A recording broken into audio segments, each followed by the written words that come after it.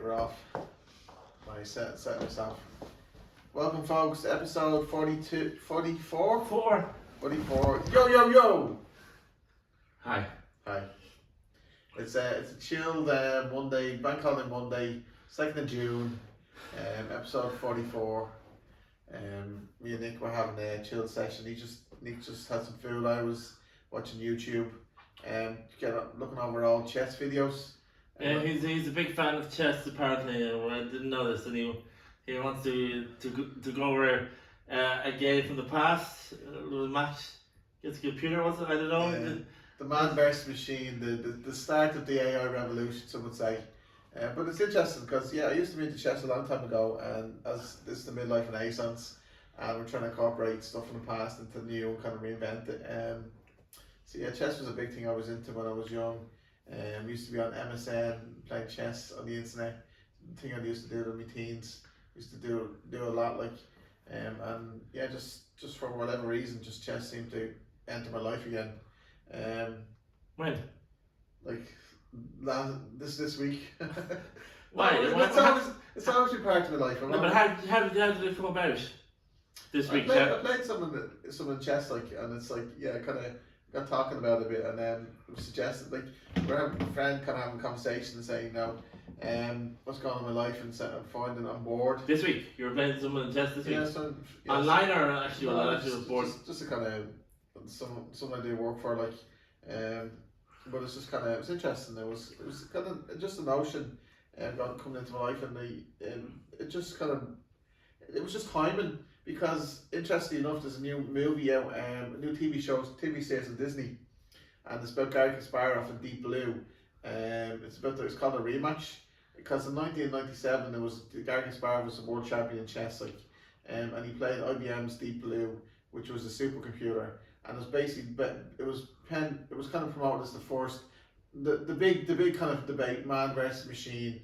The brain's last dance was, I think it was Newsweek's kind of front cover, and then IBM basically promoted a lot of stuff. It was played in New York in 97, I think it was May or something like that, but wasn't not too sure the date, but it was in 1997, and IBM really promoted and were supposed to promote their services, their supercomputer and their skills and their talents and stuff like that, versus Kasparov, he was the genius at the time. He was the world champion. He was unbeatable in 10 years, and his whole career never got beaten in the chess match, or chess match, so over it's kind of 6 games, and it's actually the movie, and the TV show is really good, because I just watched it, because it just came out, I think, the 21st of May, and it's just gone live to Disney. I think it was came out in Sweden or something so it was produced by, I think it's a French company produced it, but it was a brilliant show, and it's a kind of a lot of creative license in terms of how they kind of said what happened on the background, but it just kind of it's just time to spark the kind of ignition of just love back into chess. How did you see this thing on? How did this come about and seeing this on Disney Plus though? Where did you how did you find this Disney Plus? That's a good question. I use an AI tool, which was ChatGPT. So no, but where did this? What were you using ChatGPT for? To look at chess, to do with chess, was it? Or? No, so the friend I was playing chess with, just got me interested in chess. I was having a conversation. I was thinking, I thought popped into my head was the Deep Blue Kasparov chess match, and also Kasparov. I think the year later, a couple of years later, he played. It was Garry Kasparov versus the world. Yeah, it was a year later. Remember, it was 96 and then it was 97. Yeah, I remember. No, you're talking about the Deep Blue. That's the Deep Blue's first match. The first match he played Deep Blue, and he beat the Deep Blue supercomputer. But 97 was the rematch. Yeah. But he also, Gary invented this kind of game. It was like Garry Kasparov versus the world. So he played lots of people online.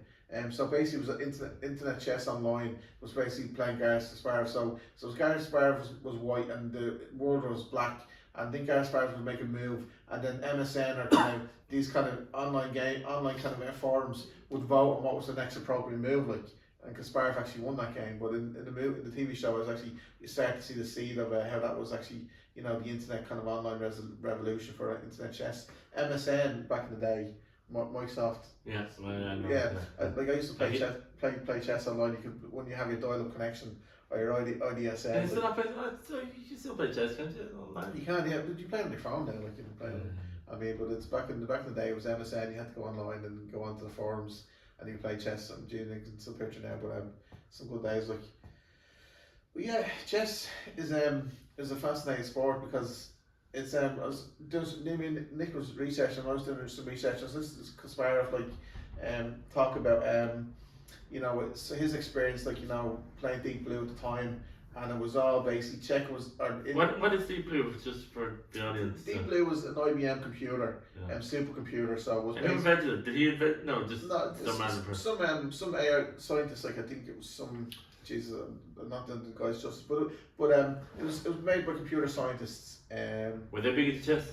Yeah, there was someone who was a grandmaster, Yeah. and they kind of taught Deep Blue to play chess. So Deep Blue was a supercomputer, and it was programmed by grandmasters and computer scientists at the time, and it was basically to beat Garry Kasparov. But it's actually, but if nothing else for this podcast, it's an interesting thing to go and research the kind of Deep Blue versus Kasparov, and research, because when I was talking, I think it was a Friday. I was playing chess and I was doing my friend kind of doing the research, and I was doing the research in ChatGPT, and I was asking, like, you know, going through the different kind of chess geniuses or world champions and stuff like that, and I was like, I remember Bobby Fischer was the one, like he was a kind of radical genius, like in terms of times his game was very very erratic, but outside of chess he was very introverted. His personal life was a bit messed up. But Garry Kasparov, he's actually Russian, and he was in Russia, and lots of stories and chess prodigy, and there was a lot of political kind of he said he persecuted politically since we left Russia and stuff like that. So, but he was a chess genius, and he kind of was amazing, and still is a kind of he's an activist now, and he does certain things like but it's worth to follow. But also the kind of lead chess you know, genius or guru or is Carlos Magnusson. He's kind of dominated chess like for the last couple of years, but recently in the last couple of so Magnus Carlsen, I think, went like 125 games unbeaten, and he was the world champion for over 10 years or maybe 15 years or something. Like, he took off from Garry Kasparov. Like, he was Magnus Carlsen was a grandmaster 13 or something, the youngest grandmaster at the time. I think he was a younger one now. But Magnus Carlsen, actually seen a snippet on a video on my Instagram. He was actually he was playing some of the world champ. He was playing the number one in the world. It was a kind of Indian guy, and Magnuson blundered, and he kind of whacked the table, and he got all aggressive. It's like actually good. It's an interesting kind of snippet, but like actually shows. But this was the base of the whole premise, like the human versus the machine. Like the machine will make. I think Kasparov was making the point, like he didn't play so great when he played Deep Blue. Like he made a lot of mistakes, like. And the psychological effects of playing a machine versus another human, another man, like, because if I'm facing you in chess, like, and I make a good move, I can see you kind of drop your head, body language, kind of different things. Like when you're playing a computer, you're playing like your mirror, like you're playing blank. You've no tails or anything like that. So it was that interesting study in human psychology, because if anything, 97 is like Garry Kasparov kind of. I wouldn't say self-sabotage, but he kind of he played his mirror in a sense. Like he just kind of came up on himself. Like he kind of played his worst enemy and his best self, like in a sense, because he kind of played a game that was like unbeatable. Possibly, but he played. But this is the thing. He made mistakes in the game, and he looked for things that weren't there. And he was like saying there was psychological warfare. There was human influence from the machine, because in game one the machine made a move that was like really surprised Garry Kasparov, and he was like, that's like human. It's a human move, because it just wasn't true to the pattern Gary's had learned about computers. So. Because it was constantly evolving, so Garry got it put him off and kind of broke his kind of his intellectual superiority.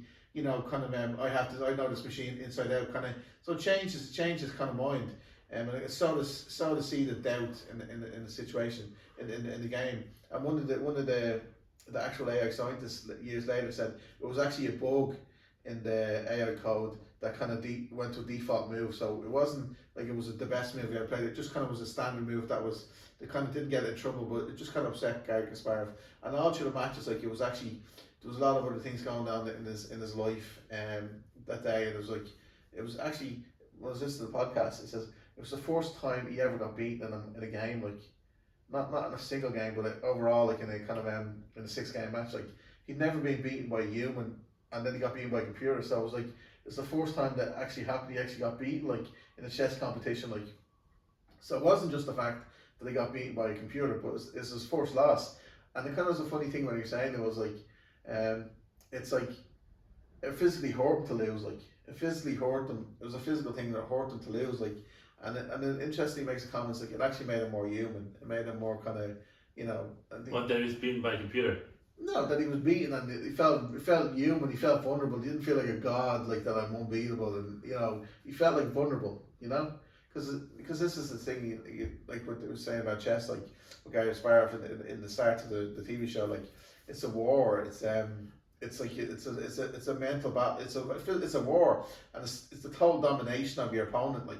And if he played chess like he played life, like so, he played like chess like it's a war, and life is a war. So this was an interesting, funny psychological, it's not idea of his life, you know, because he literally played life like it was a war, like, and he just chess kind of wasn't just a game played on a physical board. It was how he played life, and it was interesting. But yeah, so it's because the stuff in today's in today's environment, the AI computers are far more superior. Like I wouldn't even say superior, but they're actually learned how to play chess in a very intuitive and kind of creative way. Like and it has changed from the way Deep Blue kind of played chess, because with Deep Blue was brute force, meaning they could at one point they could calculate up to 200 million moves in a second on the board, like. Well, if you calculate what move you're going to make in... Yeah, but this is the thing. This is the funny thing about chess. It's a mathematical thing in chess, like that. There's 64 squares on the board, and it's like the power of 43 or something like. So there's more possible moves on the board of chess than there is atoms in the known universe. So it's like, okay, you can calculate 200 million moves, but I need the right moves. Like that's just like saying I can talk all day, but I'm actually gonna. Is anyone going to listen, or is it going to be relevant to the actual, you know, so like it's not a matter. So that's not a great. That's not the best attribute for a chess player, because you don't have to, you know, compute like 200 million moves a second. You just have to play the best move after move after move after move after move.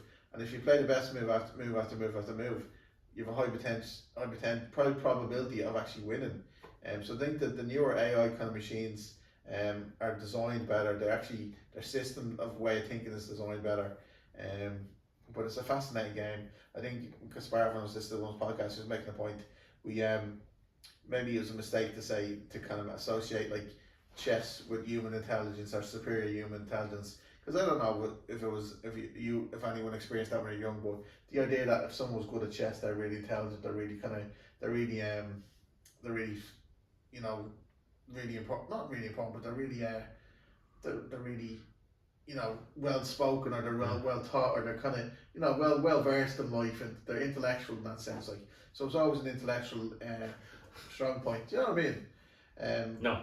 Well, the game's around for 1,500 years, like. Was it? Yeah, it's like it started off in India, and then it started off in India. They had elephants and stuff like that, and they were the knights and different things, like. And then it developed, and I think it was gone to East and Middle East, and then it went into Europe in the 15th century, like, and it was developed as the rules are now, and the particular bishops and knights, and the way the rules are played now. But it's 15,000 years old, like 1,500 years old. Sorry, 1,500 years old. But it's it was always again considered to be like the peak of intellectual kind of a discourse, or kind of you know. Skill. I was wondering why they after every move they press the button. What's that for? So that's you playing a clock, like. So like in standard kind of competition time, I think you have 2 hours. Each player has 2 hours, like. So it's so that was the first time an AI computer, supercomputer, beat a human in standard tournament conditions, like. So it's back in 1997. It's worth the Google on the YouTube, like actually just looking at the video and stuff like that. It's actually very fascinating, because it was pinned as the first man versus machine and human versus machine kind of thing, because we look at AI now, we say AI is in every part of our life. Sorry. I don't know, and you just slag me and say like is ChatGPT is like, Yeah, he's obsessed with ChatGPT. I mean, there's obviously there must be some flaw in it. I mean, yeah, of course it's flawed. I mean, it's human program. The information is human as well. But here's the thing: it's an AI tool. You don't question your phone, do you? You don't question how this video can record this. Us sitting here like recording, so we can upload this to the internet. Like you don't question that science. Like so. no, Here's you upload it, so of course it is. Oh yeah, of course I do all the work. Yeah, you tell everyone you do all the work. I don't tell everyone to do. Anyway, go on. But we don't question how we got here. The science of like being born or Because some of the stuff on ChatGPT I've known is wrong, that you've looked up zero movies and stuff like that and known is wrong.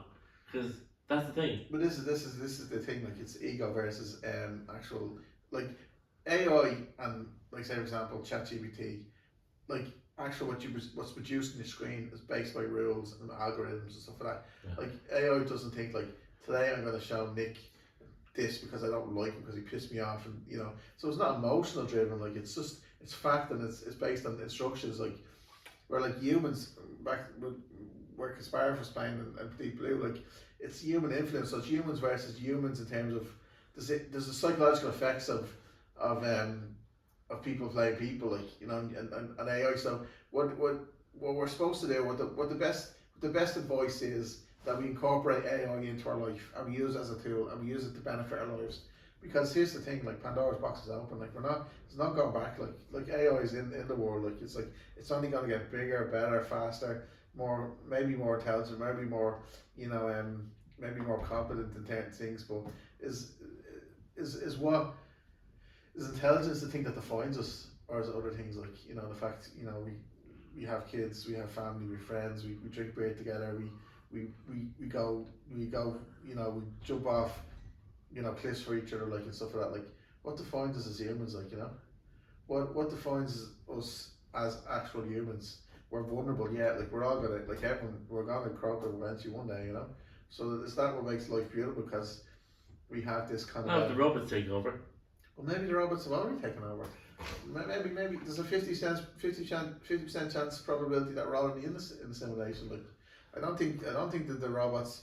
Well, here's the thing: why would robots be bad? Like, why would robots like why does it have to be like the Matrix? Like, why the robots? Why would they put us in like kind of little tubes that kind of like turn us into electricity, turn us into batteries? It's not the human mindset. Like the things like everything's a purpose driven for I mean, maybe they're human fears, like as opposed to actual like real things that can happen. Like say AI did take over, Yeah. but what would it take over? Like like I said, so many people, you sit there and you're on your phone 24/7. You're in public, you're in the pub, and someone goes to their phone because they feel triggered or they feel emotional, insecure, so they can't. So everyone has this kind of they're hiding. Some people hide from from real kind of human connection. Like so this is the thing. Like what brings us back to being human? Say if robots did do our job, or literally, they did whatever jobs, and me and you were sitting here all day, and like, what do we do, Nick? Like, what's our purpose? Like, because we get paid, we get like say universal income or whatever. We have money coming from somewhere. We'd still do the podcast, wouldn't we? We talk about like maybe our different days. Like no, we get the robots to do it. What would the robots talk about? Like, what would the robots talk about? Like, who would they talk to? Like other robots? Yeah. Well, maybe we are robots. Maybe this is the human. Maybe robots are a mirror of our human condition, our human programming. Like maybe nature is a mathematical probability, is a mathematical system. Like, and everything can be broken down to like say GPT and the large language model and how that's designed. Because if you look at language and you look at words, everything is a pattern and it's broken down in a pattern. And say for example, there's more you can tell them any their vowels there are in a particular paragraph of text, like, and then you can tell them any words and same key words are in the same paragraph of text, and then you can start to see patterns, and you can start to see you can start to make sense of it mathematically. And put it into the computer and say, if I want to produce this, then I get, if I do A, I get B. So you kind of break it down to to basic science and kind of patterns and stuff like that. So this is life. You know, life is actually like, you know, scientists are winning. You know, in terms of like life, and you know, this basically has a system, like, you know, and this is what the system we're going into now, which is AI driven, and it's just a tool. It's just another tool to make your life better. Like, you don't question the phone, like how the fact that we can record ourselves on a phone, like that piece of that little brick there sitting in front of us. People are going to listen to us or see us talking. No, but you know what I mean. Like that, you don't question that. Like, so you don't question it's a bad thing or a good thing. You just think that that's part of life now. That's part of. But I can't prove a phone wrong though. I haven't proven this ChatGPT wrong though. But it's not. But I kind of, maybe I fixated the ChatGPT, or you fixated because you're fixated. You're fixated. You're fixated that I'm fixated on Chat. But the point is, I find ChatGPT a very useful tool in my life. So that's what I talk about all the time. Mm-hmm. But there is other AI tools, like, I mean, just go research them, go look into them. They can be so useful. Like, be careful. Yeah, but you say that now. I'm joking. He said, you can hear him say, I'm joking. But why does he say it though? Like, you know, a bit more love for the AI tools, like. Why do you not have the love for it? Like? I'm sorry. Okay. Anyway, I've probably bored you all to death now, but No, in fairness, it's a different direction of what we've been doing. So I mean, it's fine. Yeah, but it's worth a Google. Kasparov versus Deep Blue, bit of research and a bit of interesting stuff about chess, like. But I don't know if any of you. I'm sure you've all been taught. Most of you been taught chess when you're young. And I was taught. Or drafts, let's say. Or drafts, but I was taught by my granddad. Or solitaire. Yeah, but I mean, I was taught by my granddad. Minecraft. No, I can still see the moment and teach me, like, you know. What's it? But you were talking about like AI, but it's not really. I mean, the internet is crazy at the moment. I mean, you can't get away without spoilers on the internet. Spoilers are everywhere on the internet.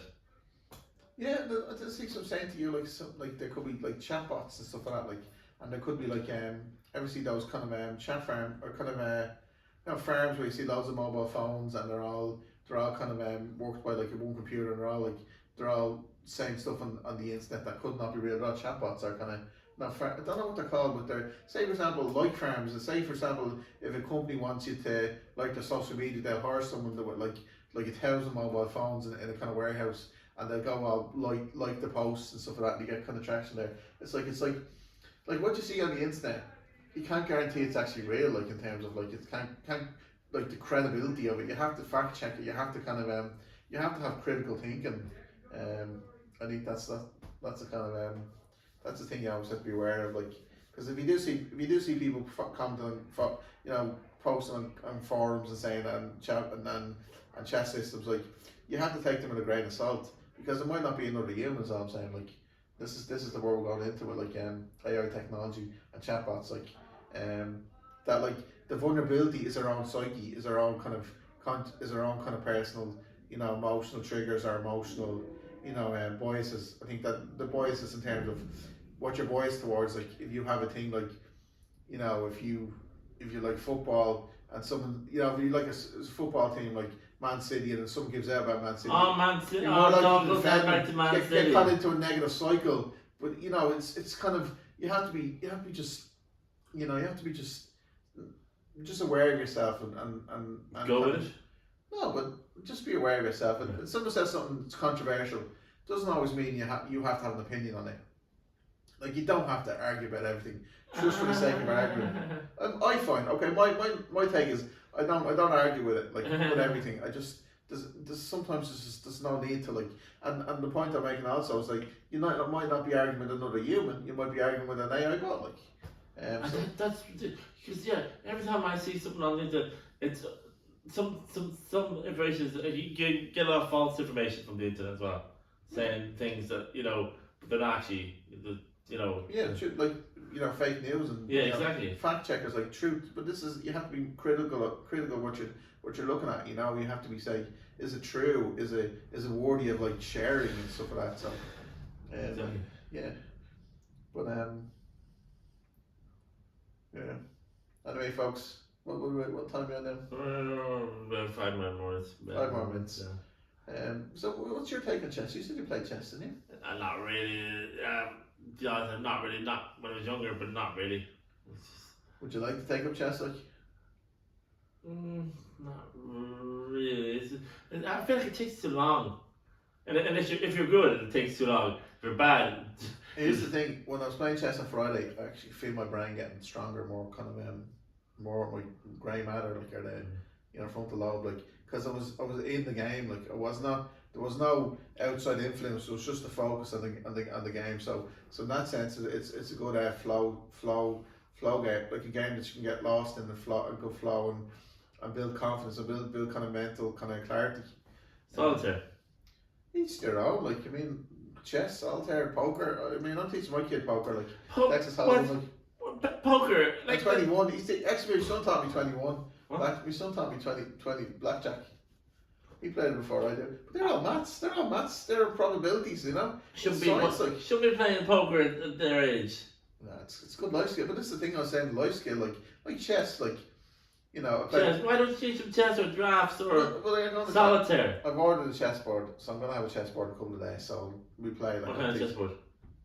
just kind of standard, like kind of side by the size, like. Oh, not a metal one. Not fancy that. I mean, just don't. I mean, I'm not paying mad money for it, just because of the play. Like, but the thing is, like, games, like life in games, like, say for example, it's football. It's one has to win, one has to lose, or one has to draw. Like, so games like life, we want to win, and anyone who tells you they don't want to win are just sore losers. Like fancy football. Fancy football. Or they're not fancy football. You know the Champions League on online. Those yeah, like fancy football, like yeah, but everyone wants to play a game, everyone wants to win.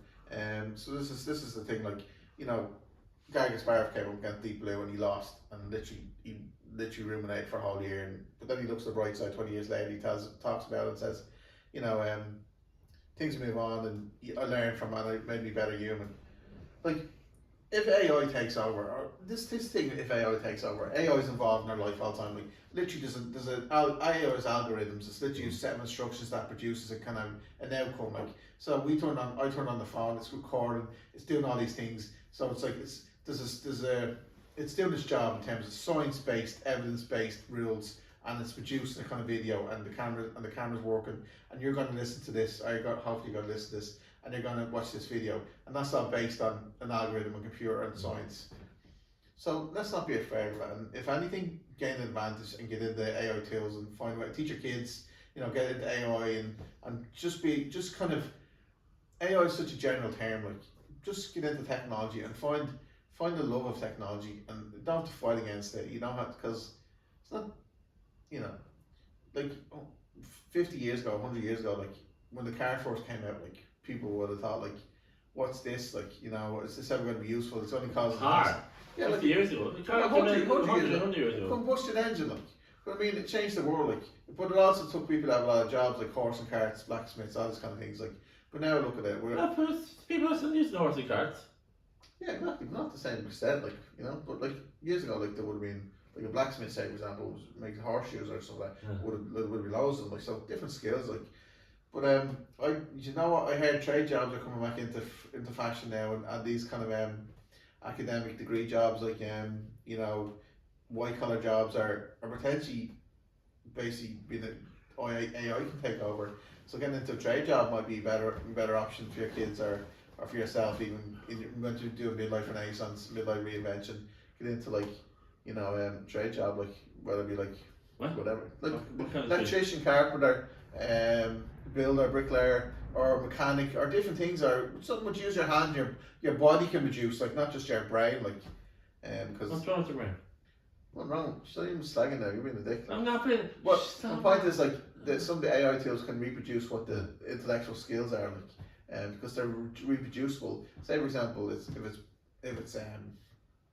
driving a taxi or something, like AI cars, like, if the cars know how to drive, they can drive themselves, autonomous vehicles and stuff like that, like even kind of bookkeeping or accountancy, like they literally with the numbers go in that they kind of the AI can do the stuff, like, or even they're even talking about like lawyers and solicitors, like, and ChatGPT collating all the kind of the legal arguments and stuff like that, and doctors, like AI is taking over radiology. Say for example, like AI can look at radiology scans and like a higher percentage rate, like notice cancer like diagnosis before actual real life radiologists and stuff like that. So it's just it's an interesting time. Jobs we thought would be would be hard to basically duplicate. But even artists, like it's the likes of language and music and stuff like that, and poetry and actual like stories, like ChatGPT can do great stories and great narratives. So it's an interesting time, folks. It could be. It's a very interesting time. So he really wants people to get on the ChatGPT train. Yeah. So jump on board. I just can't wait till it comes out, and I want to put shares and I get shares. That's all, folks. Do you want me and Nick are going for a beer now, so folks. Will you stop? Well, it's not a beer. It's not really a beer. It's a non-alcoholic beer, so it's not really called a beer. Well, yeah, I'm off to drink that the last 5 6 Last. years, so I'm drinking non-alcoholic. Well, actually, it's not a beer if it's non-alcoholic. Yeah. Well, anyway, hit the button. Bye. See you next week. Hopefully, if we don't get cancelled.